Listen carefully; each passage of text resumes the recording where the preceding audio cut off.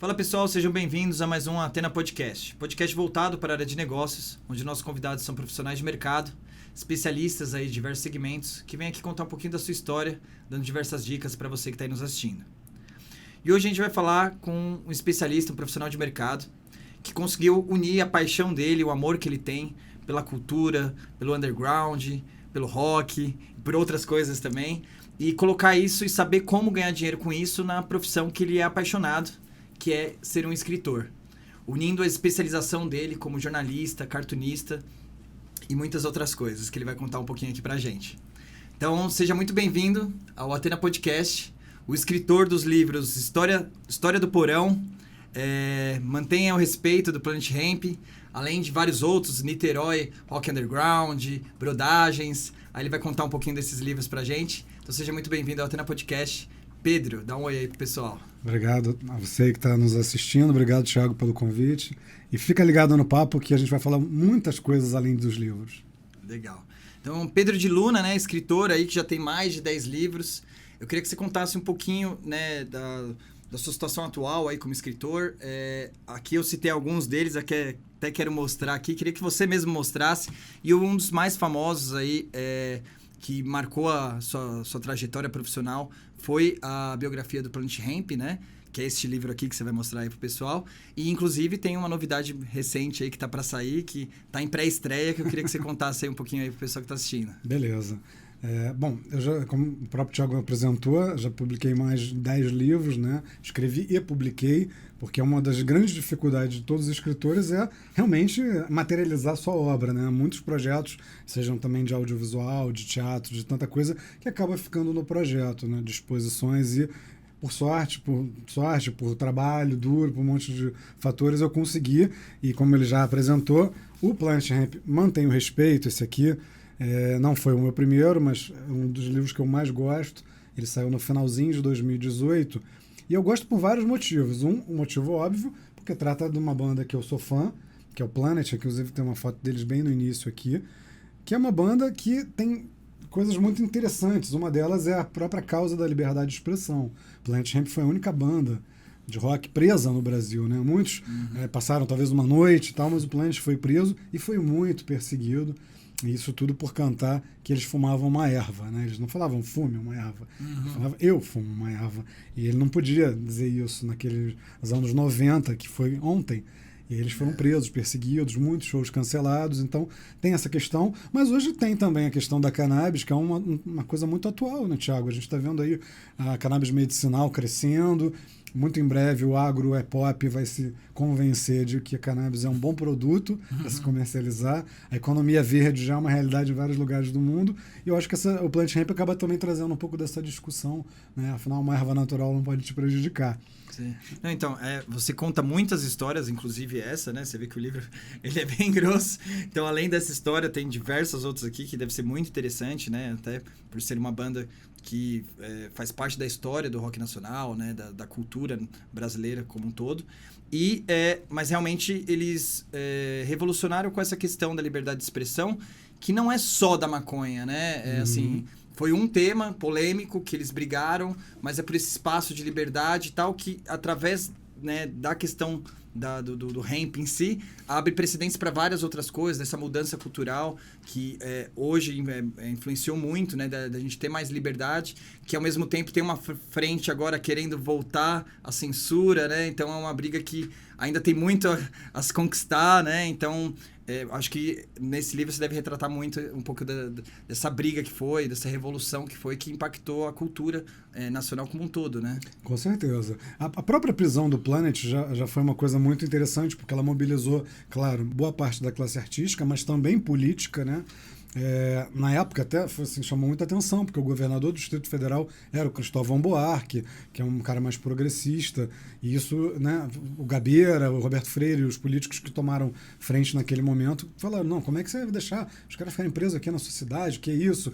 E só que a partir da prisão do Planet, que obviamente não foi um episódio que eles gostaram, teve também seus lados bons. Um que começou uma discussão da lei da droga no Brasil, que era uma lei que vinha da época de Vargas, então algumas coisas foram revistas e discutidas, mas também a venda dos discos do Planet Hemp aumentaram muito, porque até então um nicho, né, conhecia, o pessoal gostava de rock nacional, conhecia, e de repente tava lá o Faustão, o Serginho Grosman, todo mundo falando de Planet Hemp, e aí eles obviamente ficaram mais conhecidos e venderam muito mais discos, né? Mas você acredite se quiser, até hoje tem gente que conhece o Marcelo D2 e nem sabe que ele é da banda Planet Hemp. Sim. Então que ainda tem associações muito diferentes. Verdade. Então, e é engraçado que assim, a gente já entrevistou, teve o prazer de entrevistar aqui também, não sei o quanto você é familiar e tal, com a ex-vereadora Soninha, que hoje é secretária de Direitos Humanos, né, na Prefeitura de São Paulo. E é engraçado que ela meio que passou por essa mesma situação de uma forma diferente. Ela contou aqui no nosso podcast anterior. Foi o primeiro podcast presencial que a gente divulgou aí no YouTube, inclusive. Para quem está acompanhando o canal agora, aproveitem, acessem lá, assistam, que é um episódio muito legal. Foi, uma conversa muito incrível. E ela passou exatamente por isso, nesse sentido que ela deu uma entrevista, né, que você deve lembrar, que né, o pessoal mais velho de certeza vai lembrar, se não lembra, dá uma pesquisada na internet, que gerou muito impacto, uma polêmica gigantesca, onde ela admitiu que fumava maconha, que usava maconha e tal, que gostava e tal. Só que aí fizeram um sensacionalismo gigantesco, foi pra capa da Veja, era algumas pessoas dando depoimento meio que a favor, né, da liberação da maconha e tal. Ela ela foi uma das pessoas que deu depoimento, mas como na época de MTV e tal, ela tava em destaque, os caras colocaram na capa, fizeram um sensacionalismo gigantesco. E aí teve muito, né, hate em cima disso, né, na época nem tinha essa palavra, mas teve muita gente que foi contra, e assim, é engraçado que foi algo que mais prejudicou ela, contando, ela depois assistam o episódio dela que ela conta, que ela falou que foi prejudicial, que tipo assim, não era o que ela queria transmitir do jeito que foi transmitido, e colocou, estampou ela com essa bandeira, e a pessoa só via isso nela e apagou todo o talento dela por trás, como apresentadora, né, com anos de experiência lá na MTV, etc. Então foi algo marcante, mas também foi esse período de transição que acho que até foi no time ali do Planet Hemp e tal. Não só foi, Thiago, como quando eles foram, quando estavam nesse período de prisão, houveram alguns eventos, e um deles foi na Praça Charles Miller. E a Soninha, obviamente, estava entre as cabeças, assim como a Astrid Fontinelli, né? Afinal de contas, a galera da MTV era muito liberal. A MTV, vale registro, foi muito conservadora com o Planet Hemp no início, porque o primeiro clipe deles da música Legalize Já foi censurado, só podia ser exibido depois das 11 da noite. Então, assim, por quê? Porque resolveram mandar para Brasília, imagina, né, ali, aquele momento ali, 94, 95, recém-saído, né, da linha dura, da ditadura, né, a gente ainda estava em redemocratização, aí fizeram uma classificação indicativa para depois das 11. Mas ela participou desse ato pela liberdade de expressão no Pacaembu, e a Soninha também, ela é falada no livro porque foi ela quem fez o teste. Ela é falada no livro? Ela fala disso, e fala, por exemplo, que é uma passagem... Abraço para ela, inclusive. Abraço, Soninha. Depois até eu contei para a equipe dela numa rede social, e eles falaram que iam comprar o livro para ela. Tomara que tenham comprado, porque tem uma passagem que o Rodrigo Brandão conta. O Rodrigo Brandão foi o cara que apresentou o Yo MTV, que era um programa de rap. Lembro, e ele contou que a entrevista dele para MTV foi com a Soninha. Ela fez o teste de elenco com ele. E ele, obviamente, tirou de letra, porque ele conhecia os artistas que ele estava anunciando. Esse foi fulano, esse foi Beltrano. Então, a Soninha tem umas passagens que ela está nesse livro do Planet, até porque a MTV, né, foi importante para todas as bandas dos anos 90, tanto o Planet Hemp, quanto o Charlie Brown Jr., Raimundos e todas as outras. Legal. Meu, a gente vai entrar um pouco nesses temas do livro e tal, só que eu queria um pouquinho antes contextualizar um pouquinho sobre a sua carreira, né? Até para o pessoal te conhecer um pouquinho melhor. Como é que foi essa trajetória, né? Você desde sempre quis ser escritor, sempre trilhou esse caminho. E aí eu vi, né, que você, além de escritor, é cartunista. Aí, né, acho que deve estar dentro das ilustrações aqui, que eu vi que tem alguns livros com bastantes ilustrações e tal. E também jornalista. E, né, quando a gente fala de biografia, tem muito esse trabalho jornalístico, não é só a questão né, a profissão de escritor é incrível, mas uma biografia é um desafio muito grande nesse sentido também de contar os fatos, né? Não é só ficção e etc. Mas como é que você entrou nesse meio? Como é que foi a crescimento profissional? Né? Como é que você começou? Foi primeiro como jornalista, como escritor? Qual foi a trajetória aí? Conta pra gente. Então, Thiago, a minha trajetória foi muito, muito nítida desde o início, porque desde criança eu escrevo e desenho. Então, não são coisas novas, são coisas que desde pequeno eu já sentava numa máquina de escrever, eu pegava a mão e inventava histórias.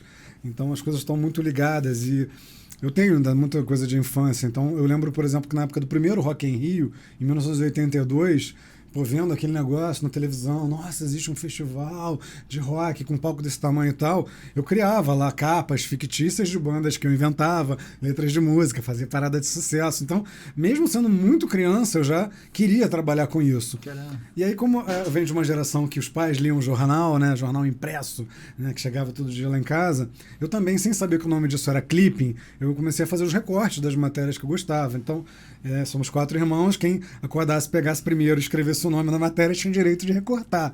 Então eu ia lá escrever Pedro, aí era matéria de música, de quadrinhos, eu recortava e ia colando num caderno, ia fazendo meu caderno de recortes.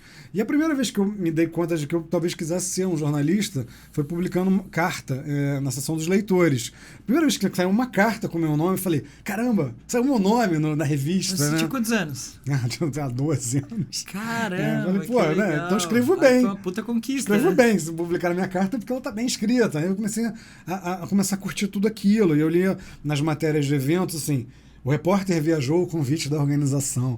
Pô, um dia eu quero viajar com o convite da organização também. Deve ser uma onda. Não porque você viajava de graça, mas porque viajar a convite significa que alguém botou uma credencial, que você teve acesso, que você falou com o artista. Então, tudo aquilo que eu vinha costurando, não tive dúvida na hora de fazer a faculdade de comunicação. Então eu entrei na Universidade Federal Fluminense em 93 e no primeiro período eu era o único que já tinha estágio, que era na Rádio Fluminense, a Maldita, que é a primeira rádio rock do Brasil.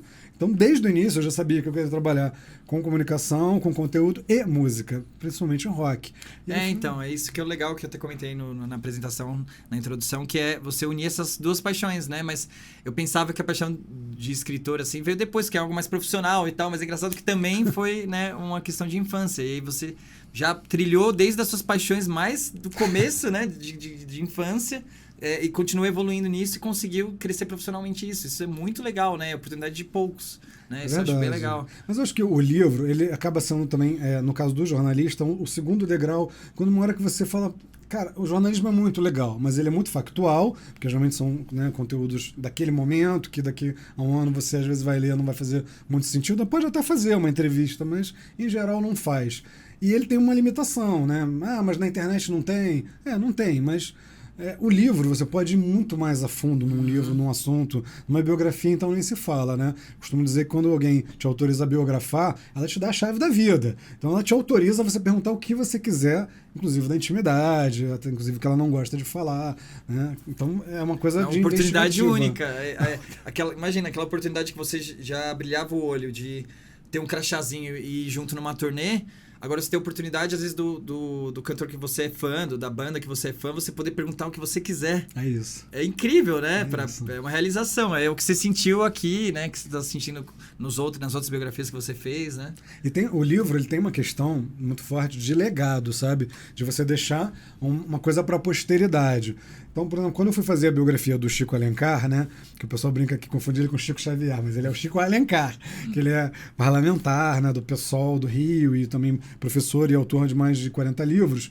Ele me disse que um dia, ele falou, olha, eu já tinha até pensado nisso, mas eu não fiz. Porque um dia ele estava sobrevoando, indo para a Europa, no avião com a família, ele e os filhos, e ele falou assim, imagina se esse avião cair, a minha história não foi contada. Então, ele já tinha até uma predisposição, porque realmente um livro deixa para a posteridade, né? É algo gostoso, né? É uma homenagem. E deixa para seus filhos, para seus netos, né? Um legado.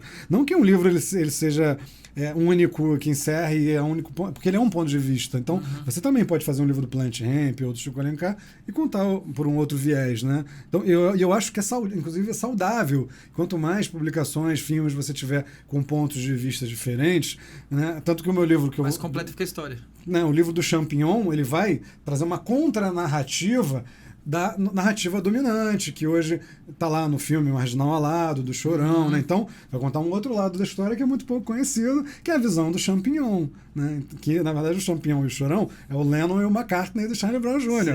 Né? Eles se conheceram ali em Santos, o Champignon com 12 anos, o Chorão com 20, e foram amigos, inclusive morreram no mesmo ano, no intervalo de 6 meses. É um karma espiritual, sei lá o que a gente pode definir isso de uma forma, mas é uma coisa muito interessante. Não, sem dúvida. A gente vai entrar mais a fundo no livro também, que inclusive está em pré-vendas, né? Então tá saindo do forno agora, oportunidade até para quem tá assistindo a gente aí também entender melhor, para, né, atiçar a curiosidade e comprar o livro, porque realmente eu estou bastante curioso, pô, né, tenho certeza que você vai me presentear, então tô aguardando aí. Voltarei aqui. Da mesma forma que você me presenteou com esse aqui, né? Que é Histórias do Porão. Histórias do Porão. Conta um pouquinho desse livro aqui pra gente, por favor. Então, esse livro é muito legal, porque isso é uma biografia... Mostrar, porque eu sei que tem umas ilustrações. Isso é uma biografia de um festival. Então, esse é diferente, não é de uma pessoa, não é de uma banda. E ele chama-se Histórias do Porão, porque são histórias do Porão do Rock. O Porão do Rock, ele é um festival que surgiu em Brasília em 98, né? E eu estive lá nessa primeira edição. Então, por exemplo, o que é, ele é um livro muito colorido, ilustrado. O que é interessante? Quando você está aqui em 98, 99, as fotos elas ainda são em papel. Então, elas têm uma textura de foto em papel fotográfico que é muito diferente. Quando você pula aqui para frente e pega, por exemplo, uma foto já digital, em 2000, alguma coisa, já é completamente mais energia, nítida, né? outra energia. É tipo o vinil lá, né? A gente conversou recentemente lá com o pessoal da videolocadora Charada, VHS, né? Tem aquela energia que o negócio tá, o chiadinho e tal. A foto é a mesma coisa, né? A Polaroid e tal. É isso. E aí, o que eu gosto desse livro? Primeiro que ele conta 20 anos desse festival, que é o Porão do Rock, que ele, além de ser um festival, ele é uma ONG, ele tem um monte de outros atributos, mas ele é um livro contado pela visão do backstage. Então, o óbvio seria, vai falando do festival, vamos entrevistar os artistas que passaram.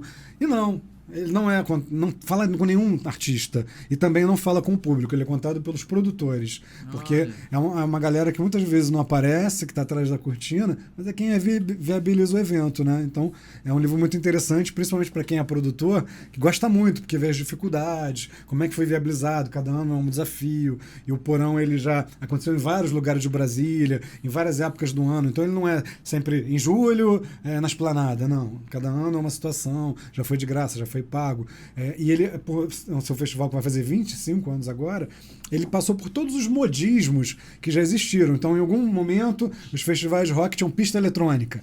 Aí, Porão teve pista eletrônica. Em alguns momentos, tinha que ter pista de skate, bungee jump, nananã. Aí, Porão teve isso também. Em outro momento, todos os festivais ali, né? tinham que ter feirinha mix, né? No carona do Mercado Mundo Mix. Aí tinha lá um monte de stand. Então, os eventos, se a gente pegar, e por isso que eu gosto das biografias, principalmente que vem lá dos anos 90, parece pouco, mas de 90 para cá, a gente passou por muitas transformações tecnológicas, são as mais visíveis, é claro, mas econômicas, antropológicas, sociais, de vários tipos, né? A gente veio de uma década onde a emissora FM era determinante para um artista fazer sucesso. Ele tinha que tocar na rádio.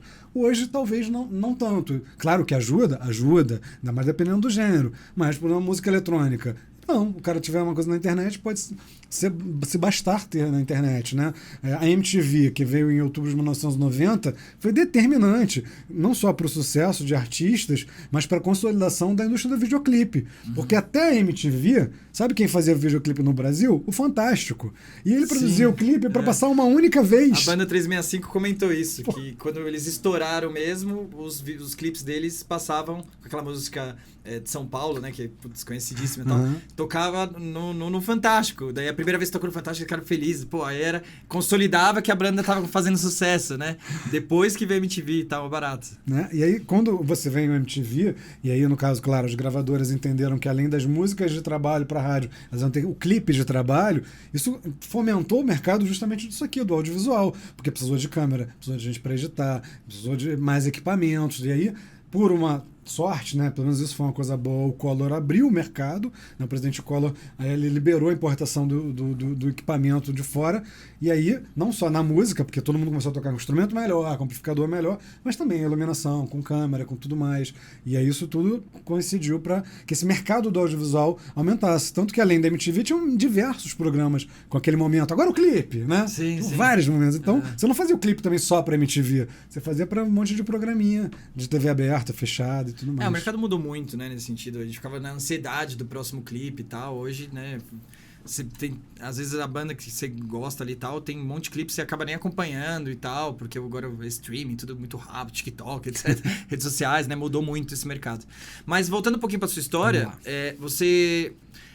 eu achei muito legal essa questão de você ter crescido profissionalmente com o que você já gostava desde criança. E só te tirar uma dúvida, os seus pais apoiavam, sempre apoiaram? Sempre, meus pais sempre leram muito. Eu acho que essas coisas tem que Mas ter também, de tipo, berço, o gosto né? do rock, Do rock, não. da Eles leitura. Não, rock eles não. eles eram MPBistas, né? Sempre gostaram mais Mas de gostavam de MPB. música. Mas sempre gostaram de música, Mas sempre incentivaram ouviu você a muito. gostar bastante de música. Sempre, muito. Mas eu acho legal, porque até agora eu fiquei pensando quando você falou, minha mudança na minha vida pessoal, que eu agora sou pai, né? Meus filhos estão com 3 meses, sou pai de gêmeos. Ah, bem-vindo, parabéns. Beijo pro Heitor e pra Alicia, quando eles veem isso aqui no futuro. E aí, eu fiquei pensando nisso, como é importante, né, pros pais incentivarem essas... Porque logo cedo você já começa a ver personalidade nas crianças. Eu tô sentindo isso na pele hoje. Mesmo com bebês, né, recém-nascidos e tal. Mas conforme você vai, né, a infância vai evoluindo e tal, você tem aqueles gostos, às vezes, do jeito de brincar, de pintura e etc.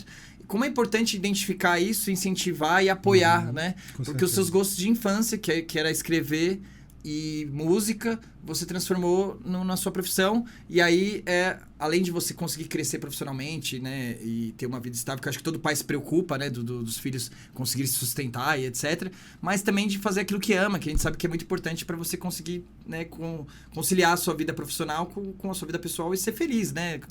Amar aquilo que você faz. Então, é muito importante, né, você identificar e apoiar, do que normalmente o que acontece é ao contrário, né? Você, às vezes, mas isso não dá dinheiro, aí você frustra, aí a pessoa tem um outro caminho, aí lá na frente ela tem que voltar, e aí perdeu tanto tempo, ou fica aquele sonho que você nunca conquistou, né? Eu gostava muito de desenhar. E aí, desenhista não ganha dinheiro e tal. É algo que eu aboli e tal. Encontrei outra paixão, que é tecnologia e tal. Hoje me considero feliz. Mas, eu fico pensando, caramba, se eu tivesse investido nisso, né? Como é que seria a minha vida hoje? Eu acho importante isso, né? Você falou 3 coisas aí que são importantíssimas. A primeira, a coisa do estímulo, mas acho que o incentivo, ele nem sempre é só direto naquele, se você toca tamborzinho, criança, vou te dar uma bateria. Porque a formação do repertório, ela, quanto mais ampla for, então assim, dê o tamborzinho, se você toca tamborzinho, mas leve ao teatro, leve ao cinema, leve a uma exposição, porque isso tudo vai fazer um repertório. Senão, na hora que você for compor a música, não é ouvir muita música só que vai te fazer ter uma boa ideia para escrever uma letra, né? O repertório que você tem. Pode ser a porta de entrada para uma outra coisa completamente diferente. Pode ser a porta de entrada. Então, isso é uma coisa. Ser um crítico, escritor, musical. Às vezes é porque ele gostava de música. No meu tamborzinho foi só a entrada, né? Isso. A outra coisa é isso de não forçar o filho a seguir o teu caminho. Se eu sou dentista, meu filho tem que ser dentista para herdar os meus pacientes. Né? Tanto que o meu pai é engenheiro, minha mãe é médica. E nenhum irmão foi para exatas nem para medicina. São todos de humanas. Meu irmão é professor de cinema. Minha outra irmã é socióloga. E a outra é designer. Então ninguém foi para exatas, ninguém foi para medicina. Poderíamos, talvez fosse tudo mais fácil, né? Com os pais nessa. Mas não, ninguém foi. A gente foi para humanas e ninguém nunca foi contra isso. E a terceira coisa que eu ia contar, que tem tudo a ver, é que eu tenho livros infantis que eu fiz com as minhas filhas. É mesmo? Foi, inclusive na pandemia. Legal, então, por exemplo, a Juju, que você vai ver no futuro, Ju, hoje você tem 5, mas no futuro eu não sei quantos anos você vai ter. Então, com a Júlia eu fiz, com a Lívia, que é a minha filha mais velha também. Então, é que eu queria que elas tivessem esse gostinho de ver uma brincadeira que a gente fica fazendo em casa virar um livro. E depois eu fico mostrando para elas as fotos dos leitores. Olha só, essa aqui é uma menina lá em Belo Horizonte com seu livro. Sério, ela gostou, papai adorou.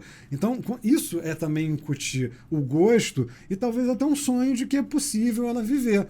A Lívia, desde pequena, diz que quer trabalhar com desenho animado, o ídolo dela é o Tim Burton. Eu não conheço nenhuma criança que o ídolo é o Tim Burton, que ele faz uns desenhos animados e uns filmes bem sinistros, né? Noiva Cadáver, né? O Mãos de Tesoura, né? Sim. Tudo meio sinistrão. Mas a Lívia ama o Tim Burton. Então, se ela for fazer desenho animado no futuro e não livros, não nada, eu sei que é porque a gente estimulou, porque a gente deu os DVDs, deixou ela ver desenho. Então, é isso aí, a gente tem que estimular nossos filhos sempre. Que legal. E também, né, além do estímulo externo, de você não desistir dos seus sonhos, né? Por mais, às vezes, dificuldade que você passa e tal. Mas aí, né, o legal é achar esse caminho e trilhar ele, né? Daí você trilhou, você começou a fazer a faculdade de comunicação.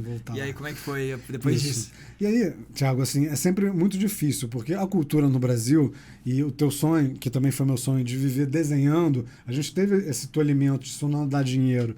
E, de fato, é muito difícil. O escritor também é, mas acho que desenhista, seja de quadrinhos, de cartoon, que seja, também ainda é muito difícil. São poucos. Muitos que eu conheci foram para a área da animação, que é um pouco mais promissora. Então, eu também vivi muito essa dualidade de, putz, isso não dá grana, vou fazer uma coisa, tipo, ter um emprego e em paralelo eu vou fazer isso. Então, hoje eu posso dizer assim, que o meu primeiro livro foi escrito quando eu trabalhava, tinha um emprego na Petrobras. Então eu trabalhava, tinha lá um empregão, tchank, 9 às 6 e tal, mas ali na hora do almoço eu almoçava rapidinho, sentava e escrevia um pouco do meu livro. Então, essa vida dupla, que eu digo, sempre existiu na minha vida. Então, quando me mudei para São Paulo, em 98, eu trabalhava aqui no Conjunto Nacional numa empresa de tecnologia corporativa. Só que, cara, nas horas vagas eu tinha uma coluna no site da MTV, uma coluna na Punknet, que era um portal punk. Então eu escrevia para jornal de rock, porque isso era o que eu gostava, mas isso não me pagava o aluguel. E eu acho que esse é um dilema que todo mundo que trabalha com arte no Brasil tem. Né? Nossos amigos, Luiz Fernando. A banda 365, que eu comentei que veio aqui, né? Várias pessoas passam por isso, mas né? Até falando que você que é fã de rock aí, que tem a ver com o tema, eles falaram a mesma coisa, tanto que eles têm a segunda profissão até hoje, né? O guitarrista lá é bombeiro, entendeu? Tipo, eles realmente tem que viver essa vida dupla para conseguir alimentar o sonho. E às vezes pode viver só do sonho, às vezes não, mas eu acho que uma coisa contribui com a outra, né? Sim, desde que seja também na mesma área, né? Porque também eu não fui fazer coisas tão diversas, né? Tipo, ser bombeiro e tocar é um pouco mais longe, mas, por exemplo, eu tenho um emprego, sempre foi na área de comunicação, ou em agência de propaganda. Não é tão longe, né? Eu não fui fazer uma coisa completamente diferente, porque livro é comunicação, então não deixa de estar ali no escopo. Mas o meu primeiro livro foi em 2011, foi dessa maneira, eu ainda tinha um emprego, e eu fiz uma vaquinha, não usando um crowdfunding clássico, eu mandei um e-mail, na época você usava muito e-mail, não tinha nem WhatsApp. Então eu mandei um e-mail para um monte de gente, e falando, olha, eu estou lançando meu primeiro livro, você pode comprar antecipadamente. E, cara, em 2 semanas eu tinha vendido 150 livros. E eu fiquei surpreso, porque isso me deu o meu primeiro ensinamento, que é credibilidade. Ninguém bota R$1 na sua conta se achar que, Thiago não faz nada, ele vai gastar no bar o meu dinheiro ali, não vai lançar livro nenhum, não vai lançar disco nenhum, não vai fazer evento. Não, então acreditaram, colocaram R$35, e aí com isso eu consegui fazer a primeira tiragem e fui fazendo. Isso era comum na época? Porque o crowdfunding, né, entrou, agora já é bem famoso, porque tem um site lá, tal, digitalizou, ficou muito mais acessível, né? Mas na época que você fez, quanto tempo 2011. faz? 2011. Tem mais de 10 anos, né? Caramba. Não por era e-mail, nada manual ali, eu nem sabia que existia. Cara, então não era comum mesmo. Não, aí o cara tinha que fazer, eu só tinha conta num banco, então era todos os dificultadores, né? Transferência, pagava tarifa, tinha DOC, exatamente. Não tinha nada, QR Codes, não tinha nada. Então as pessoas foram lá e depositaram, faziam dinheiro, e muitos faziam questão de mandar o comprovante. E aí foram meus primeiros aprendizados nesse livro, que eu também rodei o Brasil. Um deles foi numerar o livro, que era uma coisa que eu via que as bandas faziam na época da fita demo. Elas numeravam. E por que numerar? Para não te roubarem? Não, para não te roubarem, isso vale para a gravadora, né? O Lobão fazia isso, numerava os discos dele, porque a gravadora dizia que eu tinha vendido 10 mil e ele já tinha vendido 100 mil. Então, era para não te roubar. Nossa. Mas eu fazia porque eu sentia que era um prestígio. O cara falava, nossa, meu exemplar é o número 10, né? Minha demo, número 20. Então, foi um dos primeiros a ter o acesso, né? Porque a coisa não era digital, então não é só qualquer um vai lá e baixa. Entra na perspectiva de colecionador, né? Agrega valor, né? O produto. E tal. Aí eu carregava um caderno, cara, que eu anotava, era o meu backup. Então, vai lá, número 33, Thiago, comprou em Belo Horizonte dia tal. Então, eu sabia, todo mundo, qual era o número de cada um. Né? Inclusive, também quando mandava pelo correio, eu anotava lá. Eu tenho até hoje esse backup. Então, praticamente, eu sei todo mundo que comprou esse meu primeiro livro, porque tinha esse controle. Nossa, emoção, né? Tipo, de ir entregando, enviando pro correio um por um. Falou, pô, tô conseguindo evoluir meu sonho, né? Coloquei no papel e tem gente comprando. Porra, deve ser incrível. Eu tinha uma caixa postal, né? Porque o correio ainda é o aliado do escritor. O correio ainda é um grande aliado, porque para você que não sabe, o correio tem uma categoria chamada registro módico, que vale para livros. O livro, ele além de não ter imposto no papel, né? Quando você imprime livro na gráfica é mais barato, você pode mandar pelo correio por registro módico e paga mais barato. Ele demora mais, ele não chega a ser um impresso. Ele demora um pouco mais, mas ele é muito mais em conta. Então essa é uma das dicas que eu fui aprendendo. Hoje eu tenho de novo uma caixa postal. Falo, pô, a caixa postal, eu tenho. Porque eu uso muito o correio, né? E eu não quero ficar botando endereço de casa. Eu me mudo mais que cigano, cara. Toda hora eu me mudo. Então, para você não ficar com as correspondências perdidas, eu uso uma caixa postal. E aí, a partir desse livro, eu fui aprendendo um monte de coisas. Inclusive essa coisa de tirar foto, pedir para as pessoas tirarem tirarem foto com o livro, para elas, né, postarem, dizer, o livro do Pedro é bom, né? O boca a boca que vem a partir disso. Então, é sempre um aprendizado, eu estou sempre aprendendo. Nunca posso dizer, já sei tudo sobre mercado editorial, não sei. Não, então, daí você começou tal, e aí como é que foi evoluindo? Aí deu certo, aí como é que você partiu dos próximos livros? Aí fui fazendo... porque assim, eu acho que... como é que você decide o próximo livro? É muito natural. Acho que quando eu estou escrevendo um... Esse primeiro, desculpa, só Niterói fala Rock, qual que é o primeiro Niterói livro. Rock Underground. Isso é importantíssimo, né, para você. Por favor. Meu primeiro livro chama-se Niterói Rock Underground, 1990-2010. Já era um perfil meio, né, tipo, documentário... Né, é quase uma autobiografia. Hoje eu acho que sou um pouco disso. É mesmo? As suas experiências na época. Como produtor, como coisa como que era assim, a cena do rock em Niterói naquela época. Exatamente. Por quê? Porque Niterói é na capital. É como se alguém de Osasco, Guarulhos, escrevesse um livro que ele não está na capital, mas ele fala, cara, mas a minha cidade tem uma cena e ela é importante, ela é boa, só que todo mundo acha que só existe a capital. Então, como um cara de Niterói se relacionava com o Brasil inteiro e como era essa cena ao longo de 20 anos. Então, eu acabo falando da cena do Brasil, mas trazendo um pouco para Niterói. E Niterói foi a cidade onde eu passei o maior tempo da minha vida, fiz um movimento chamado Araribóia Rock, que a Secretaria de Estado ele fez uma lei que ele era patrimônio imaterial, porque a gente era muito unido, a gente de fato tentou fazer muita coisa pelo Rio, mas o Rio tem algumas coisas que trazem para trás, né? A gente vê até hoje, o Rio está sempre lá imersos em crises, 4 governadores que já foram presos, né? Tem alguma coisa no Rio que trava ali, mas eu não vou falar disso não, que isso é assunto ruim. Né? Aí vai cair o clima da conversa, vai ficar chato. Fala das coisas boas. Então o clima bom, vamos manter o clima positivo. Aí que senão... E aí é isso, acho que um livro, ele acaba... quando eu estou fazendo um livro, eu já estou interessado num tema ou numa pessoa. Então o Planet, por exemplo, Planet Hemp sempre apareceu nos meus livros e eu sempre tive uma vontade de escrever sobre eles. E alguns, por exemplo, o meu mais novo também foi assim, quando eu estava rodando com o Planet e depois com o livro do Speed Freaks, que também tocou no Planet Hemp, fez dupla com Black Alien, as pessoas sempre falavam, qual é o próximo? Eu falei, o que você gostaria? E muita gente falava, Raimundos, o Rapa, Charlie Brown Jr., Chico Science e Nação Zumbi. Sempre falavam muito esses 4. E eu falava, pô, vocês só querem treta, né? Raimundos, tem um monte de treta, né? Caramba, esse seria bom mesmo, né? O Rapa, todo mundo brigou, depois o Yuka morreu. Eu falei, puta, só. Mas acho que qual tensão, não tem treta, né? Acho que todos têm treta. Dos grandes, né? Acho que Skank não tem treta. Eu também, se Jota Quest. E tal. Até as bandas do bairro, né, dos amigos, os caras só brigam. Imagina as bandas famosas que tem dinheiro envolvido, milhões e drogas e etc. Os caras Los só Hermanos brigam. não deve ter treta, acho que Los Hermanos não tem treta. Sei Skank não deve ter, Jota Quest. Sempre tem alguma, né? Mas é que essas são tretas grandes, né? Públicas, né? E aí foi nisso. Aí numa dessa de Charlie Brown, que 3 pessoas diferentes me falaram, não, Charlie Brown não, faz do Champignon. E aí caiu nesse livro novo que eu acabei de escrever, que já está sendo diagramado e que está em pré-venda, que é a biografia do Champignon. Então, óbvio que fala de Charlie Brown Jr. Ele passou uma parte da vida tocando no Charlie Brown Jr. Mas quando eu vou falar de Charlie Brown, eu conto o que o Champignon fez ali. Sim. Né? Naquele show, o Champignon fez isso, ele falou aquilo, não me importa muito os outros, né? O Chorão, sim, ele acaba tendo uma importância grande, porque eles, além de serem muito unidos, né? Champignon e Chorão sempre foram muito amigos. Eles eram os caras que fizeram a banda, que estão desde o início, né? Antes de Pelado, Marcão, Thiago, que é a formação chamada de formação clássica, o Charlie Brown teve outros 2 integrantes que pouca gente sabe disso. É mesmo? Que é o Vinícius e o Fernando Baceto. Eles são a primeira formação do Charlie Brown. Junto com o Champignon e o Chorão. Junto com o Champignon e o Chorão, mas pouca gente sabe deles, porque eles não gravaram o CD, não fizeram demo, não fizeram nada. E o livro, ele serve para isso, para trazer lados das histórias que são poucos ou nada conhecidos, né? Então, a cena de Santos. Eu não conhecia nada sobre a Baixada Santista. Nunca fui a Santos. Agora, já sei tudo, tudo, né? Sei como ela tem que pesquisar, os estúdios, muita pesquisa. Então, daí tem essa questão que, para fazer esse tipo de biografia, entra uma skill jornalística, né? Não é só a questão de ser um bom escritor, porque você está falando de fatos, né? Você chegar nessas informações. Como é que é esse trabalho jornalístico?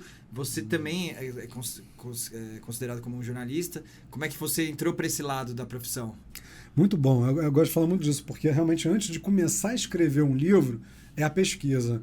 E essa é a parte mais difícil de uma biografia ou de um livro que não seja uma ficção, né? Que seja uma não ficção. Porque, por exemplo, se você for pesquisar qualquer coisa que venha dos anos 90 para trás, a gente está falando de uma década ou décadas analógicas. Então, isso significa que você vai procurar no Google e não vai achar. Não vai achar. Não tinha site, não tinha blog, fotolog, não tinha nada. Não tinha rede social. Foto, só se alguém digitalizou e botou. Vídeo, estamos falando de vídeo em fita magnética, nem era captação digital. Então, se alguém não colocou esse material na internet, você não tem. Os jornais, nem todos têm seus acervos digitalizados, né? E às vezes estão digitalizados, a resolução não é boa. Então, essa é a parte mais trabalhosa, fazer uma pesquisa muito grande para, a partir disso, você estruturar uma linha do tempo e, a partir daí, você começar a fazer as entrevistas, procurar as pessoas e aí, sim, começar a botar o recheio do bolo, ligar os pontos, né? Que é muito difícil. A nossa memória, e, claro, de músicos também, todo mundo trai. Então, fala, quando é que foi aquele show? Você, acho que foi janeiro de 93. Aí o outro vai falar, não, foi novembro de 94. A memória trai. Quanto mais tempo vai passando, mais é difícil você se situar. E eu tô com uma mania, depois do livro do Planet, de fazer cronologia. Então, no meu livro, eu começo a botar os anos, os meses, os dias, e começo a listar os fatos, os shows, os prêmios, porque aí eu não me perco, sabe? Sim, é um guia, né? É um guia e depois serve para ajudar outros, né? O próximo escritor, o próximo pesquisador, o próximo documentarista. Para encaixando. Quando é que foi aquele show da Mix na AMB? Tá aqui, pá. Quando é que foi que teve, não sei o quê. Por isso que quando vocês me perguntam, quando é que saiu os caras? Eu sei, tá muito fresco na cabeça. Sei quando saiu, sei quando teve prêmio, quando teve aquela briga, né? E sei os veículos. Mas ao mesmo tempo deve dar uma trabalheira danada, porque se você não fizesse isso, você podia pular ali. Esse não foi tão interessante, pula. Mas agora quando você segue nessa linha, tem que seguir uma lógica, né? Não dá pra dar esse corte ali e tal, e aí te dá mais trabalho, né? E aí, cara, eu sou muito generoso. Eu costumo achar que eu sou um escritor muito generoso, porque nem todo mundo faz isso, de botar as fontes no livro. Então, assim, você tem uma aspa, você tem uma informação, eu boto lá, Folha de São Paulo, Ilustrada, 3 de março de 96, e se for na internet o link. Então, tô te dando aqui, ó, de mão beijada. Se quiser fazer um documentário, tá aqui, no Planet tem. Você tem toda a fonte de pesquisa aqui. Nossa. Eu não fico escondendo, se quiser me chama, não, eu boto. E não só as fontes jornalísticas e de pesquisa, mas também eu acho que é importante a gente não concorrer com o celular. Então, qualquer coisa que eu te deixe curioso, você vai pegar o celular para ver, quem é esse artista? Quem é essa música? Você pode não voltar para o livro. Então, eu tento não deixar você pegar o celular. Então, quando cita um artista, cita uma música, eu boto na nota de rodapé quem é o cara, um pouquinho da historinha dele, para você não precisar pegar o celular. Sim. Porque eu sei que se você pegar o celular, o WhatsApp te pega, o Facebook, você não volta para o livro. Então, são muitos desafios. Né? Sim. Vamos ver, né? O streaming é isso, né? Eu posso dar pausa, vou ali no banheiro e posso demorar meia hora para voltar, porque aí eu pego o celular, então fumo um cigarro, né? Aí você não volta, né? Legal. O cinema não tem isso. O cinema, se você for no banheiro, você perde o filme. O cinema você tem que entrar e fazer xixi antes, senão você vai perder a parte do filme, né? E o livro eu tento também não fazer você não parar. E eu imagino que tem um desafio também com questões de documentário, que é os assuntos polêmicos, né? Sim. E aí, como lidar com isso, né? Porque dependendo como você coloca, né? Você está falando do Planet Hemp, você está falando da banda, né? Às vezes é um lado positivo para um, que vai fazer bem para a imagem de um e mal para a imagem de outro. Mas aí entra a questão do jornalismo de contar os fatos, né? Não direcionar a informação. Mas isso pode gerar intriga, pode gerar inimizade. Como é que você gerencia isso, até lidando com a pessoa que você está fazendo? Como é que esse contato, às vezes comercial, né, de convencer a pessoa de escrever o livro dela, como é que você lida com isso? Eu acho essa pergunta muito gigantesco, boa. Né? Eu acho essa pergunta muito boa, Thiago, porque de uma forma diferente é como se você me perguntasse como é que é essa história da biografia autorizada e não autorizada, né? Também. E, na verdade, eu nem uso nenhum desses termos. Eu uso consentida. Porque a partir daquela biografia do Roberto Carlos e o STF promulgou, né? Polêmica, né? Que aí agora você pode biografar quem você quiser sem autorização. É claro que eu prefiro com autorização, mas não com a condição da pessoa ler e aprovar. Isso nunca. Nunca. Nenhum livro meu passa antes para alguém ler e aprovar. Por quê? Porque todo mundo quer ficar bonito na foto. Ninguém quer se expor, tem uma coisa que você mandou mal. Os podres. Ninguém é perfeito, né? Todo mundo tem os seus altos e baixos, né? Seus erros. Então, assim, não tem isso. Só que cada um leva de uma maneira, né? O Chico Alencar, por exemplo, para ele o livro foi quase uma terapia, porque ele leu coisas até sobre os filhos que ele não sabia, ele não imaginava. Né? Porque quando você está imerso, por exemplo, no caso dele, na política, você não sabe que seu filho está magoado, que você não foi na formatura, ou que você não foi na reunião da escola, ou que você não foi naquela peça de teatro. Caramba, e quando você casa com a política, às vezes você não está disponível para a família. Então, ele recebeu... com serenidade, ficou emocionado com muitas coisas. O D2, cara, quando ele começou a ler as primeiras páginas que fala do Skank, que foi o amigo dele que o levou pra música, na época a esposa dele falou, cara, Marcelo começou a chorar. Ele começou a ler o livro e já começou a chorar. E eu até fico emocionado, porque é muito emocionante mesmo essa história. Pô, ele morreu de AIDS, foi um cara muito foda, o Skank. Nossa. Pode falar foda aqui? Pode, deve ficar à vontade, tranquilo.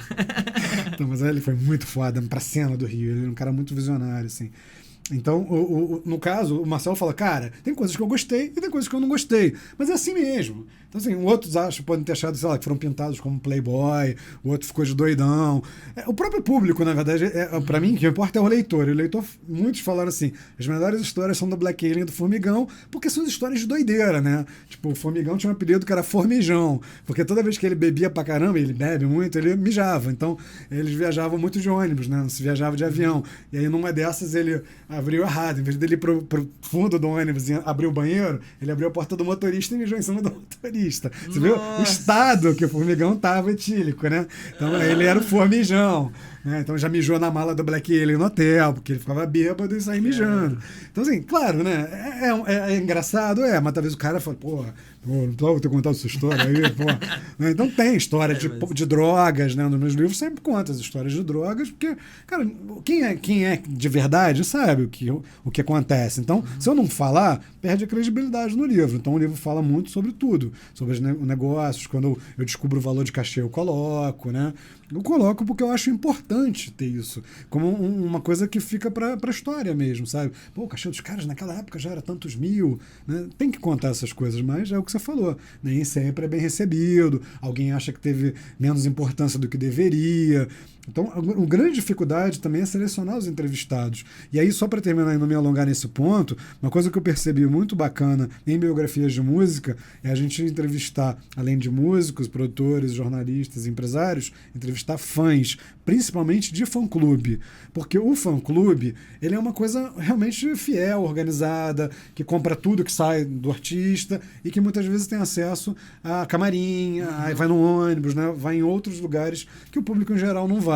Então, no caso do livro do Plancha, até uma das coisas que eu mais ouvi foi assim, cara, eu me sentia com a banda o tempo todo, me sentia no ônibus, me sentia na viagem, me sentia no palco. Porque como é contado por eles e eu boto você realmente junto com os caras, é essa a impressão. O do Champion já é um outro tipo de livro, porque é um livro feito na pandemia, não podia ter entrevistas ao vivo, e ele é um livro que a gente chama de livro-reportagem, porque ele é muito espinhoso em alguns aspectos, então daí tudo entre aspas. Disse fulano, disse Beltrano. Então, isso que eu ia te perguntar, porque assim, às vezes a pessoa em si que você está citando, ela tem uma versão da história, mas você tem 3, 4 outras pessoas contando outra versão. Então, acho que assim, para você não se comprometer, você coloca do jeito que tá. Tipo, 3 pessoas falaram isso, uma falou isso, aí o público, o leitor que decide qual que ele vai acreditar. Tire suas conclusões. É isso? É isso. Tire suas conclusões. É um caminho, né? Porque na verdade o que um jornalista faz também, né? O certo do jornalista é ser ético, íntegro e isento. Então, o jornalista não tem que tomar partido. Exato, escolher, né? Qual que é a mais verídica. É o debate. Conta a sua versão, você conta a sua, você conta a sua, e você leia aí, tire suas conclusões e veja do lado de quem você quer ficar ou quem você acha que foi certo nessa história, né? E para você aprimorar essa questão jornalística, você chegou a fazer alguma formação? Como é que... Formação da prática, da vida, né? Mesmo, eu comecei fazendo fanzine. Você tem várias graduações, cursos, etc., mas daí não... Não, cara, eu acho que a faculdade me ajudou muito pouco. Foi mais a faculdade da vida mesmo. Essa formação só reforça aqui para eu sou formado em comunicação social, com MBA em gestão cultural. MBA em gestão cultural. Porque eu fui produtor de eventos muitos anos, né? Mas a questão do jornalismo, ela vem desde o fanzine. Eu comecei fazendo fanzine, depois eu virei o editor do fanzine. E meu fanzine começou igual todo mundo, xerox, preto e branco, horrível, com 8 páginas. E depois ele era uma revista de 8 mil exemplares. Ele acabou já uma revista. E aí quando eu me mudei para São Paulo, em 98, o fanzine acabou. E aí essas coisas boas da vida. Tinham 2 leitores meus, skatistas, que eram analistas de suporte do UOL. Né? Naquela época a internet era com o CD-ROM, né? Distribuía na Paulista, aqui o acesso. E aí eles falaram, cara, Em vez de fazer o seu zine, vamos fazer um site. Eu falei, site? O que é site? Um deles tinha um GeoCities, que era Rangel's Homepage, era um GeoCities. E aí a gente criou um portal de skate chamado sk8.com.br. Então, lá em 98, Nossa, 99... sk8.com.br. Se guardasse esse domínio aí, você já ganha tava dinheiro. rico, né? A gente acabou não ganhando dinheiro, acabou o site. Mas a gente fez esse site, ele durou muitos anos, e aí fazia depois home office, quando eu saía do meu emprego, era ótimo trabalhar de casa. E aí foi isso, o jornalismo foi evoluindo. Aí na internet eu tive que aprender lá nos anos 90 a escrever com link. Como é que você escreve na internet? É diferente. Você quer que a pessoa clica para ir para a próxima, para ver mais, para continuar ali, né? Então a gente vai aperfeiçoando. E aí essa coisa das aspas vem um pouco do jornalismo, de um cara que... Mas eu não falei isso. Falou assim, aqui ó, a gravação da sua entrevista. Falou assim, por quê? Mas artista, né? Fala muito no calor da emoção, né? Mesmo por telefone, depois se arrepende, em né? alguns casos tá drogado, tá bebaço, sei lá, né? Pode acontecer, né? Pode acontecer. Nas suas histórias deve acontecer. Mas legal. Aí, assim, nessa questão de escritor, jornalista, da antiga geração, né? Desde o fanzine aí, que muita gente nem sabe o que é fanzine, né? Que aquelas revistas feitas pelos fãs, que acompanhavam as bandas e tal. Então, da antiga geração para a nova geração, com lançamento, em pré-venda, o mercado mudou completamente, né? A gente comentou até da questão do crowdfunding, que agora tem um portal, tal, facilita bastante, a galera faz Pix, não sei o quê. Para hoje, né, pro pessoal que está assistindo a gente, que quer realmente ser escritor, né, seja de biografia ou não, né, que cara que tem talento, que quer começar a crescer com isso, a gente sabe que é um mercado difícil, né? O que você recomenda? O que você apanhou que você agora consegue dar umas dicas para pessoas já não passar tanto perreio, já começar a rentabilizar esse sonho, né? Porque não adianta você só fazer o livro e ficar lá guardado para você mostrar para seus amigos. O ideal é que o cara consiga colocar isso como profissão e ter retorno em cima disso. Qual que é o caminho que você recomenda? Quais dicas você pode dar? Boa pergunta, Thiago. Eu acho que a primeira coisa, a minha primeira pergunta para qualquer um, inclusive também clientes, né? Que eu tenho uma pequena editora e às vezes um cliente quer publicar um livro, seja do que for, de poesia, de negócio. A primeira pergunta que eu faço é: qual é a sua motivação? Por que você quer fazer um livro?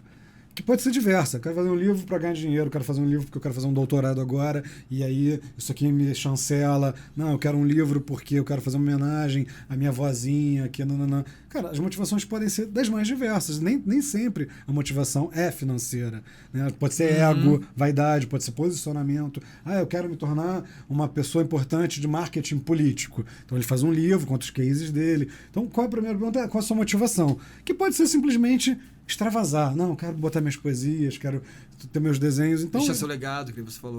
Então, a partir disso, basta um livro só, você ter um para você, ou fazer 10 e dar para sua família no Natal, no aniversário da avózinha. Ou não, eu quero ter livro, quero fazer milhares, meu sonho é ver na porta, na vitrine das livrarias. Então, dependendo da motivação, aí a gente tem que avaliar também qual é o empenho e o investimento não só financeiro, mas de tempo, que você quer fazer. Esforço. Porque, cara, um livro é um trabalho como qualquer outro, né? Então, se você não escreve todo dia, se você não está ali trabalhando no seu livro todo dia, ele nunca fica pronto, né? Que nem aquele roteiro que meio anos fazendo, nunca acaba o filme. Quantas páginas aqui? 496. Isso, né? 2 anos de trabalho. Todo esse contexto que você falou de biográfico, que entra a questão do jornalismo, de pesquisar as histórias, pesquisar as notícias, para colocar a fonte. Quanto tempo você demorou para fazer isso aqui? 2 anos. 2 anos, 2 anos da sua vida. Então. E você acorda e dorme pensando na história. Porque tem esse desgaste, cara, mental, sabe? Imagino. Porque minha mulher não aguenta. Eu fico contando todos os livros. Será que tá bom? Será que não tá? Não, eu fico contando as histórias pra ela, né? Ela não aguenta, porque ela toma café, almoça e janta, contando alguma coisa do livro que eu tô fazendo. 2 anos ouvindo Planet. Ela sabe tudo. Ela sabe todas as histórias. Porque você fica querendo contar. E às vezes é uma coisa que também te emociona, né? Sim. O Champion, por ter sido uma história de suicídio, uma história triste. Cara, eu recebi às vezes uns áudios e ela fala: você tá chorando, amor? Eu tô. Porque eu tava lá ouvindo o áudio da menina chorando, contando, falando dele. Então, assim, isso me emociona pra caramba. E aí você dorme, acorda, pensando até que o livro, enfim, sai. E você começa, a tirar esse peso. Então, depois que você decidiu a motivação e quanto você quer se dedicar, aí você tem que pensar: tem um prazo? Tenho. Quero que seja meu presente de aniversário. Não, quero lançar no Natal, né? Então, tendo um prazo, você faz um cronograma. Então, se você quer mesmo fazer aqui, vamos lá. Quanto tempo vai ser para imprimir, para diagramar? Diagramar? O que é diagramar? Diagramar é organizar o texto, você vai ter imagem. Tá bom. Revisar, vai ter uma revisora no seu livro? Revisora é alguém para ver, ortografia, gramática, né? Então, são várias etapas até a gente chegar no livro. A impressão, ela é a última de todas e a etapa, na verdade, menos intelectual de um processo de um livro. Porque alguém vai apertar um botão. Ninguém vai pensar, não vai ter revisora, diagramador, designer. É apertar botão. Então, se vai ser numa gráfica, numa mega máquina, o cara vai botar tchá, tchá, tchá. Ou se vai ser numa impressão menor, que o cara vai usar como uma copiadora de Xerox e vai imprimir, é apertar botão. Hoje, o que a gente tem são possibilidades, que o crowdfunding é só que nem todo mundo tem paciência de fazer, porque o financiamento coletivo, se você não ficar ali enchendo o saco, compra meu livro, a pessoa vai adiando, não compra. Divulgar muito. Né? Divulgar muito, então... É um processo um pouco desgastante, sim, mas é uma maneira de você viabilizar o projeto. Tem uma outra que é a tiragem baixa, que a gente chama, que hoje em dia você consegue em várias, não necessariamente copiadoras, né, birôs de impressão, mas até gráficas. Você faz 10 livros, 15, 20, e não é tão caro. Você pode fazer não tão mais caro do que fazer 100, 200 ou 1000. Então você pode fazer de pouquinho em pouquinho, ou, que acho que essa é a maior revolução, é a chamada impressão sob demanda.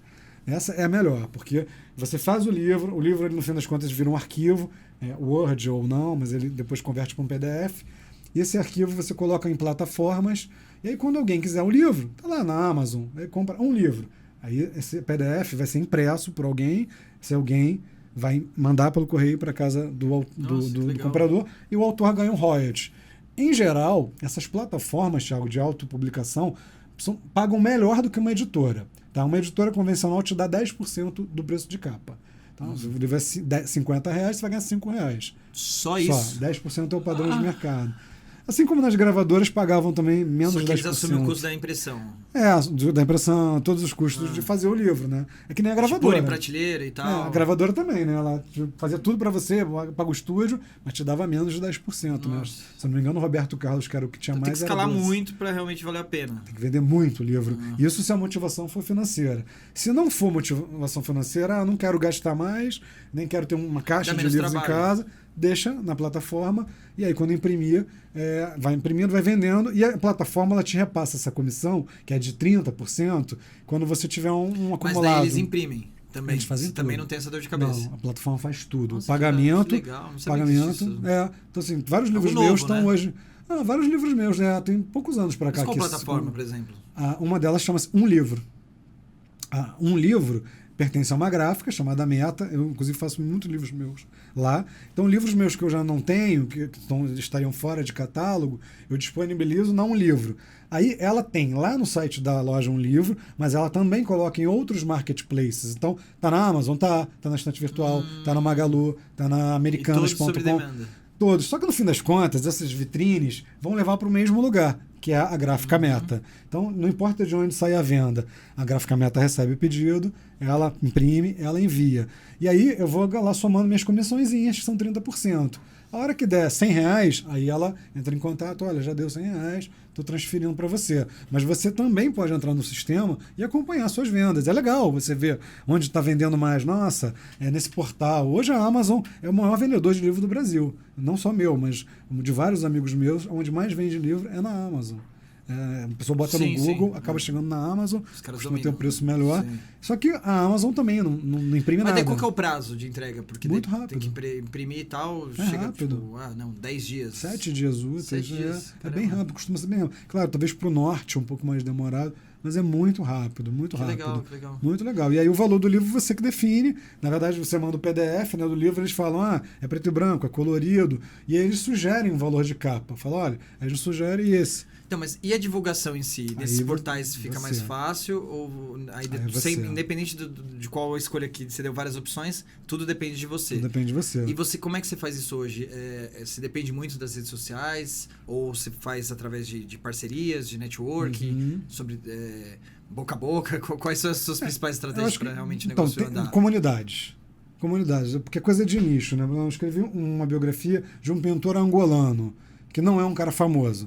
Então, onde eu fui divulgar esse livro? Em comunidades de angolanos no Brasil, porque quem poderia ter interesse de ler a sua história são angolanos que vieram para o Brasil, ou africanos, de uma forma geral. Então, eu ia lá, procurava essas comunidades e divulgava lá. Né? Obviamente, Champignon, vou divulgar onde? Comunidades e páginas. Mas daí rede social, internet... Basicamente, internet, rede social e os amigos. Pandemia agora, né, você teve que digitalizar. Antes você também fazia muito em eventos, esse tipo de coisa, muito, né? Muito. Entrevistas, ó. Entrevista ajuda para divulgar bastante livro também, né? Seja no impresso, no virtual, mas é isso, né? É que nem uma música, né? Eu não vou chegar lá aleatoriamente no Deezer, no Spotify, banda do Thiago. Eu não vou, né? Exato, O estímulo, ele tem que vir de alguma coisa, seja porque o Luiz Fernando me mandou aqui um zap, escuta a banda do Thiago. Aí eu cliquei e fui. Então esse foi um estímulo, o amigo.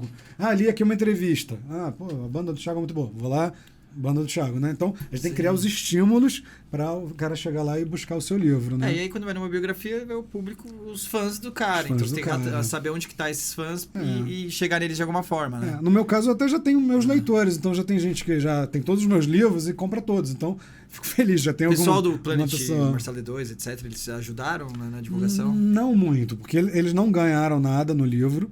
Eles não ganharam nada, isso não é regra, você não é obrigado a dar uma porcentagem. Claro, talvez se desse, eles se motivassem mais, mas eu fiz questão de fazer uma coisa completamente por fora. Fiz por uma editora no Rio Grande do Sul.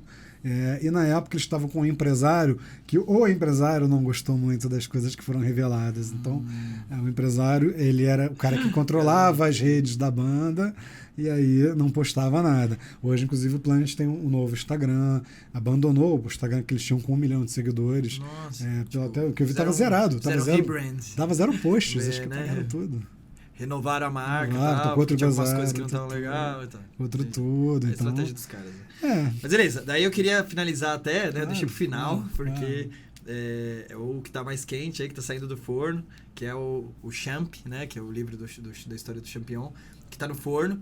Aí, assim, a gente falou bastante de profissão de carreira. Agora eu queria que você fale especificamente desse livro, que eu tô muito curioso. Até pessoal que tá pré-lançamento, então, assim, algo novíssimo. Poucas pessoas estão tendo acesso ainda. Então, se puder dar um spoilerzinho de algumas histórias legais, as principais aí que você pode contar, que também não vai estragar, né? Não pode dar muito spoiler, mas só pra até incentivar o pessoal a ter a vontade aí. Eu acho que tem muita questão da história que sempre foi contada na perspectiva do Chorão, né? Por ele ser o vocalista, ser o principal e tal.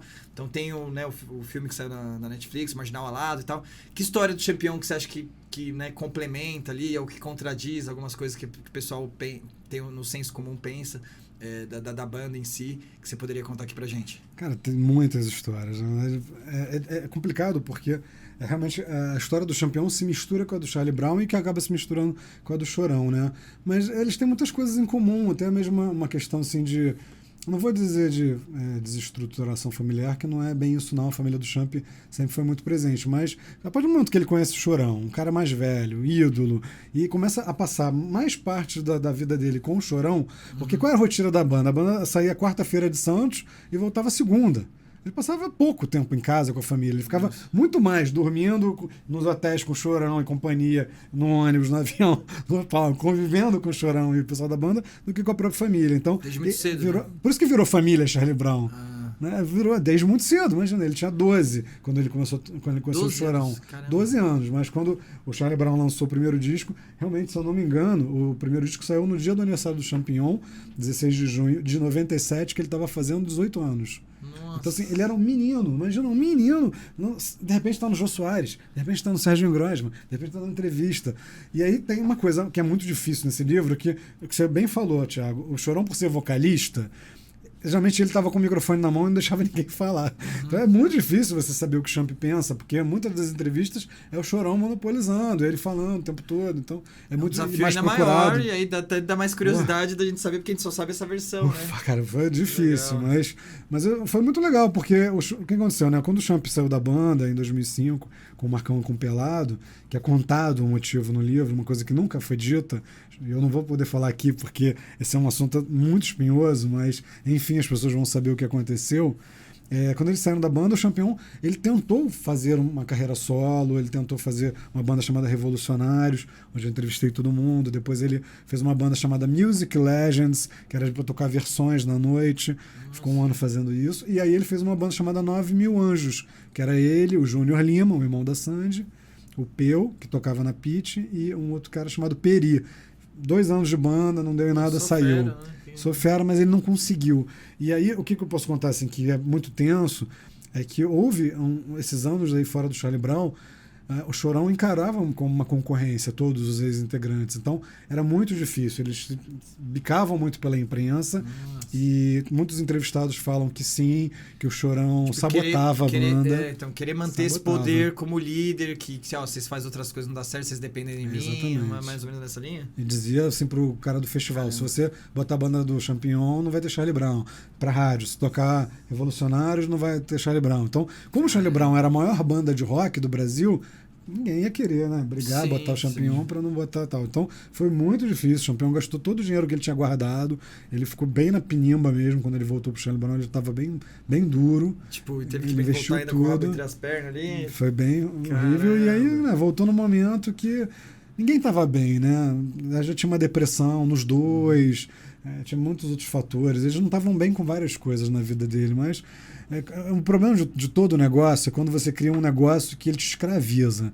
E naquele momento, né, falando de, por exemplo, Chorão e Charlie Brown, Chorão tinha uma pista de skate, tinha marca, tinha atletas patrocinados, tinha uma equipe técnica. Então, quando você começa a ter uma responsabilidade, grande, né? Muita gente que depende de você, muita gente, né? Então, o Chorão fala muitas vezes, isso eu acabei colocando no livro, que ele precisava de férias, que ele não tinha férias, que ele não conseguia fazer as coisas dele, né? O filme dele, o Magnata, ele estava fazendo pré-produção e a gravadora mandou ele fazer um disco novo. Então ele fez um disco que é bem ruim, inclusive, porque ele teve que parar para entrar no estúdio quando ele queria fazer o filme dele.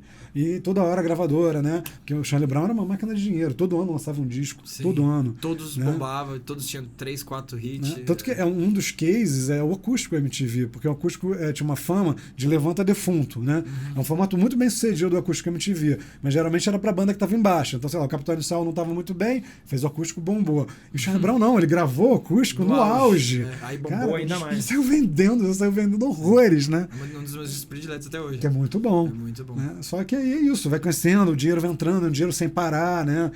O Tadeu Patola, que era produtor, falava, cara, Chorão, assim, tinha uma moto, um carrão, BMW, e ele andava assim, às vezes com um paco de 5 mil reais de dinheiro no bolso. O cara andava, porque era tanto dinheiro que ele ganhava, que ele tinha, e ele era bacana, ele precisando operar, dava, ele era um cara generoso, não estou questionando isso, mas era muito dinheiro, porque a gente está falando de uma época que ganhava-se muito dinheiro com venda de disco, com venda de DVD, com show, merchandising, né? Chorão depois teve aquele episódio clipe, que ele fez aquele comercial para Coca-Cola, que rendeu aquela cabeçada no Marcelo Camelo.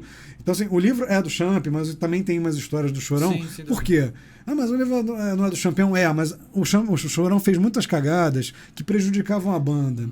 Então, por exemplo, essa cagada no Camelo, muitas portas se fecharam, muitos convites foram negados. Chegou um ponto, para o Paralama de Sucesso publicou que vai boicotar, não toco mais em eventos que o Charlie Brown toca. Então, infelizmente, as atitudes intempestivas de prejudicavam o coletivo, né? Então, essas são muitas histórias que acabam gerando uma tensão no livro, não é uma coisa que eu acho bacana, mas que aconteceu, está documentada, está na imprensa. E assim, né, você colocou esses pontos que acabavam prejudicando a banda como um todo, o Champignon, essa questão de dependência e, né, de querer manter esse poder e tal. Mas ao mesmo tempo, qual que era a sensação do Champignon pro Chorão? Porque eu acho que ele tem, né, você falou que no começo foi sempre essa sensação de como um ídolo. Isso. Né, como, né, sei lá, às vezes até quase um pai ali, né, pra questão profissional e tal.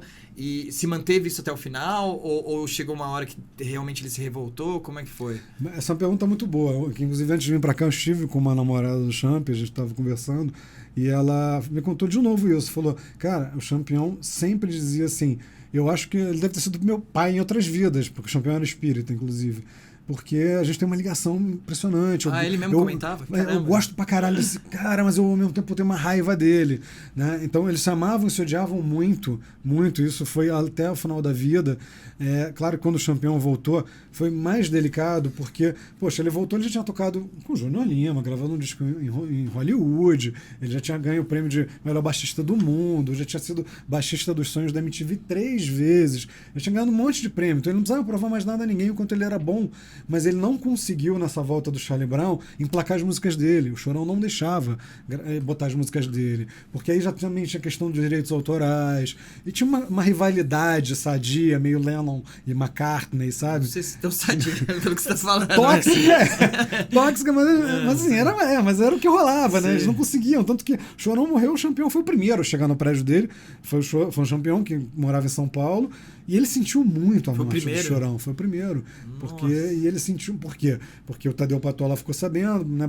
Ele começou a ligar para os músicos, o Champion morava em São Paulo, os outros em Santos, e o Champion aparece nas reportagens da TV na época, tá ele lá, né, sentado na calçada, chorando. Ele sentiu muito, mesmo com todos os problemas que o Chorão tinha, cara, eles se amavam e brigavam pra caramba, mas se amavam. Era uma coisa muito kármica mesmo.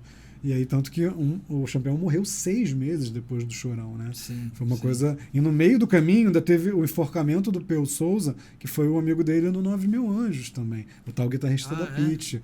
2013 foi um ano trágico. Foi trágico pro rock. Não ficou super divulgado e tal. É trágico, cara. Então, assim, o livro não é um livro deprê, mas ele fala dos perigos da depressão, do suicídio, os perigos da fama. Não é para dar uma lição de moral, mas talvez para alertar também uma molecada que, cara, você quer entrar nisso aí, fica ligado nisso, fica ligado em empresário. Então, tem vários depoimentos sobre empresários, porque, né, tem empresários e tem empresários, né? Então, tem muitas dessas coisas. E o legal que não é só do ramo artístico, né? Até pro nosso podcast aqui, a gente fala de negócio no sentido geral. O dinheiro, o sucesso, né? Você pode ser sucesso como empreendedor, sucesso como, né, diretor de uma grande empresa. Né? Todo mundo almeja isso, almeja o dinheiro, almeja a fama, às vezes. Mas tudo isso tem uma consequência. Tanto na questão artística, às vezes é mais pesado e tal, né? Porque pega num nível... muito grande, principalmente a questão da fama, mas às vezes mesmo sem a questão da fama, saber lidar com o dinheiro, com a responsabilidade, né, não subir para a cabeça, eu acho que, né, também dá para servir de referência. E a questão que você falou, por exemplo, do Chorão, desse sucesso e ter muitas coisas para fazer, não conseguir, né, muita responsabilidade. Para o empreendedor, o desafio é o mesmo, né? Imagina, a partir do momento que você tem 10, 15, 20, 50, 100 funcionários, departamentos, todo mundo depende de você. É um nível de responsabilidade extremamente estressante. Se você não tiver um controle emocional, se você não conseguir gerenciar a sua relação com a sua família, com seus amigos, a sua rotina pessoal, o negócio desanda. E é engraçado que serve isso tanto para um empresário quanto para um cara que é famoso, que é um modelo, um artista, né?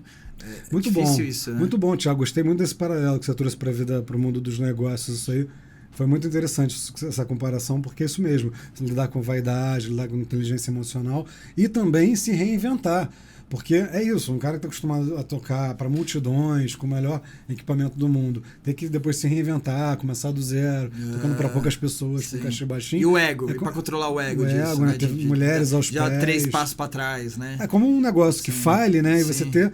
Como você falou, inteligência emocional para se recompor e começar às vezes nem falha, o cara continua rico, né? Mas só tipo, isso. De cair assim, perder faturamento e tal. Você tem uma dedicação tão grande à sua vida, aquilo que, mesmo você continuando rico, o dinheiro já não faz diferença, sabe? É a questão, por isso que existe, né, que o Bill Gates continua trabalhando até hoje, né?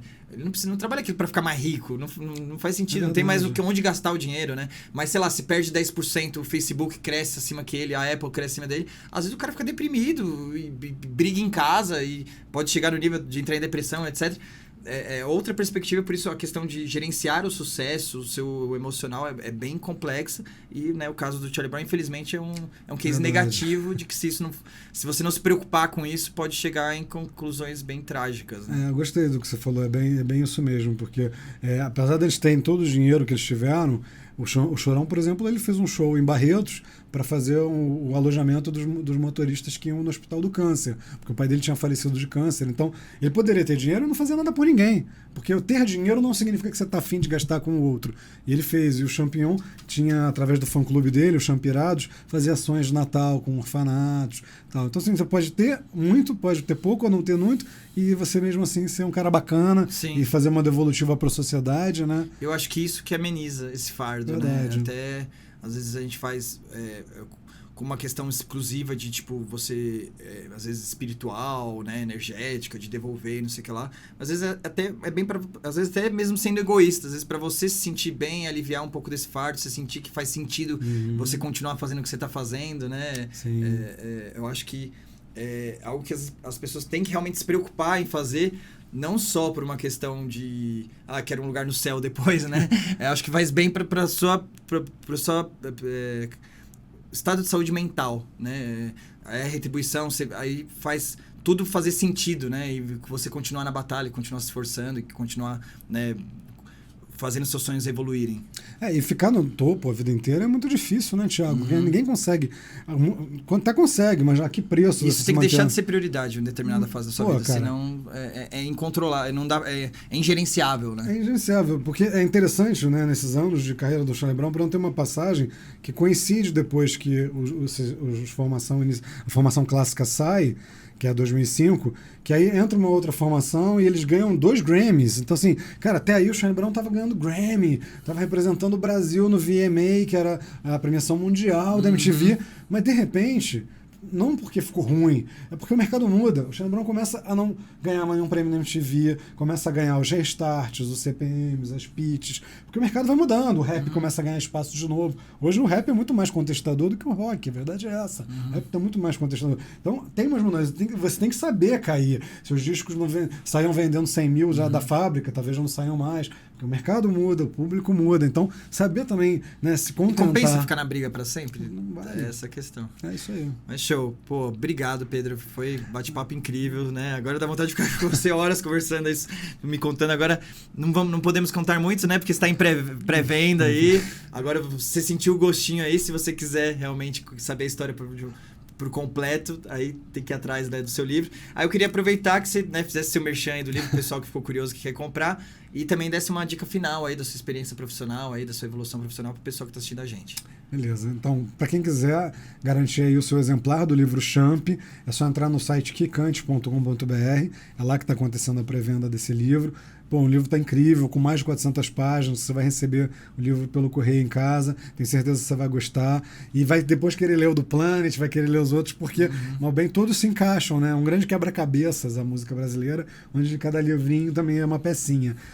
Quem quiser também conhecer um pouco mais do meu trabalho no Facebook, a minha página é No Mundo do Luna, e no Instagram, Pedro de Luna Freire. Então, se você quiser seguir para conhecer um pouco do que eu já fiz e dos meus próximos trabalhos. Se tudo der certo, inclusive, a próxima biografia também é de uma pessoa dos anos 90. Já tem um contrato assinado, mas precisamos viabilizar a grana, que é o Fred, que foi o primeiro baterista dos Raimundos. Nossa, então, também a gente contaria aí mais uma história bacana. A gente ficou empolgado no começo, né? Vai estar por vir. Que legal. Nossa, isso tem história boa para contar. Então, foi muito boa. Ele também já não é o baterista, mas ele estava desde o início, né? Então o Fred também vai contar, e eu acho que para mim é muito bom, porque cada pesquisa e cada livro que eu faço ajuda no próximo, porque eu já tenho coisas mapeadas, né? É verdade. A relação entre as outras bandas. O Charlie Brown e Raimundos tocou muito juntos. Chegou um momento que eles eram a cereja do bolo do rock nacional, eram as 2 grandes bandas. Sem dúvida. Raimundos e Charlie Brown Jr. Tanto que quando eles lançaram Zóio de Lula, né, na rádio, que foi logo top número 1 do Brasil, poucas semanas depois saiu Mulher de Fases, do Raimundos. Então só dava Raimundos, só dava Charlie Brown. Eles foram a grande banda ali naqueles anos, final dos anos 90 e início dos anos 2000. Então, se você gosta dos anos 90, curte os anos 2000, gosta de rock nacional, ou gosta só de boas histórias, né, mesmo que não seja dos artistas, dá uma olhada, acho que você vai gostar. Espero que também tenha ajudado você aí, escritor iniciante, a ter umas ideias. O importante é isso que eu falei no início, motivação, prazo. Quem não coloca prazo não realiza, fica sempre adiando. E ter muito claro o que você quer, para também não se frustrar. Nem todo sucesso é baseado em quantos exemplares a gente vende, não é. Minha maior alegria é alguém me escrever e falar, adorei seu livro. Então não precisa vender centenas de milhares de livros. É importante alguém falar, cara, gostei muito. Fiquei emocionado, já li 2 vezes, já li 3 vezes, já recomendei. Esse é o melhor recompensa do escritor. Perfeito. E obrigado, Thiago, mais uma vez. Isso, obrigado a todo mundo aí da Atena. Perfeito, Pedro, muito obrigado. Pô, foi uma honra ter conversado com você. Espero que você de casa também tenha gostado. Você que está assistindo a gente, obrigado por ter acompanhado até agora. E se você gostou do episódio, pô, apoia a gente. Você sabe que o nosso canal, ele não é monetizado, a gente não pede nenhuma doação. Tudo que a gente pede é que esse conteúdo super legal chegue no máximo de pessoas possíveis. Então, por favor, se inscreve, dá um like, ativa o sininho aí, botem comentários. Se vocês tiverem perguntas, mandem lá, que depois a gente responde lá no nosso Instagram, no @atena.podcast, tá? Então, espero que vocês tenham gostado e a gente se vê na próxima semana, no próximo Atena Podcast. Até mais, um abraço.